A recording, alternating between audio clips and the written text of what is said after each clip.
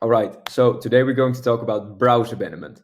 And in browse abandonment is the second part of the funnel, and it promotes people to come back to the website after they have looked at a product and go to the next step in the funnel or in the customer journey, and that is to add something to their cart, or of course further down the line and place an order eventually.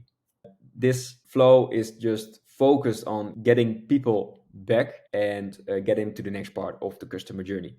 In this video, I will tell you how you will set this flow up in Klaviyo yourself, and I will explain why we do what we do. So if you don't know me, I'm Martijn Sietsma, and I am an e-commerce email marketing specialist from the Netherlands, and I'll try to teach you the most important part of email marketing. And if you need help, you can always reach out to me. You can place some comments and I will try to help you. So let's get started. What you want to do is set up a flow with the trigger as viewed product. We're going to do this in a bit, but I'll just explain why we're going to do what we're going to do. So the trigger is viewed products because we will only want to send to people who have viewed a product.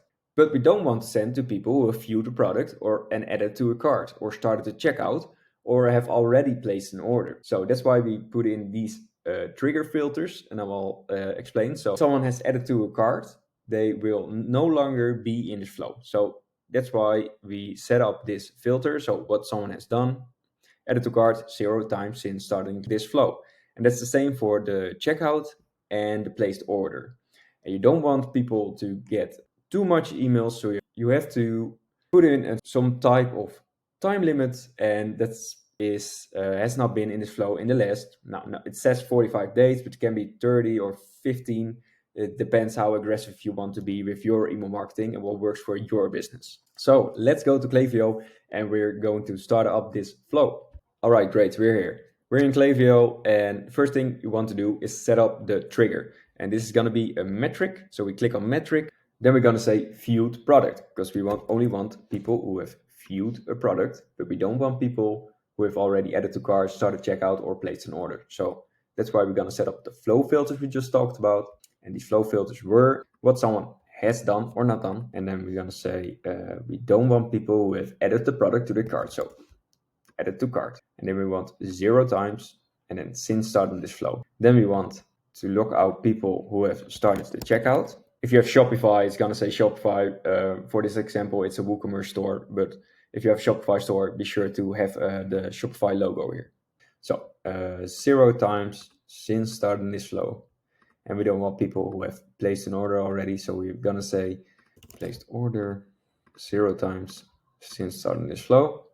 And we don't want people to get too much email. So we're going to say has not been in this flow in the last 30 days. That's fine. And then we're going to say save. So now we've had the trigger and the filter set up. Be sure if you're going to do it yourself that you put the trigger in first and then click save, because I have had to do it all over again because of some glitch. I don't know. But if you have the same problem, put the trigger first, view product, then click save, and then add the filters. Right. So then what we want to do is set a time delay. So when someone viewed the product, we can say after 4 hours, we want to send an email with something like, did you like what you saw, or whatever browse abandonment email you want to make. And you can add the products that people have browsed in this email.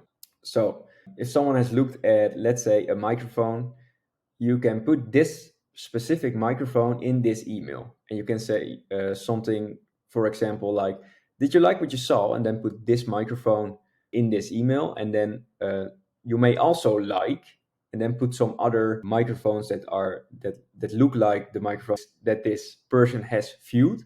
And this way you can get them back to the browsing process and get them to add something to their cart, which is the next flow. We're going to talk about that in the next video. And this way you can get more people to the next touch point of the customer journey and in the end get more orders. So in the last video about the site abandonment, I've showed you how to A/B test and how to set up these flows.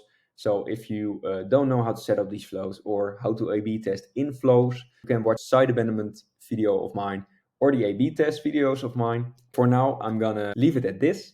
So you can put emails here yourself, the Browse Abandonment emails. Put a couple, let's say after a day, and then you can put another email. It's quite obvious, but if you have any questions, be sure to ask them in the comments or just send me a message or on LinkedIn or whatever you prefer. And I hope you have learned something, and I'll see you next time. Thanks for watching.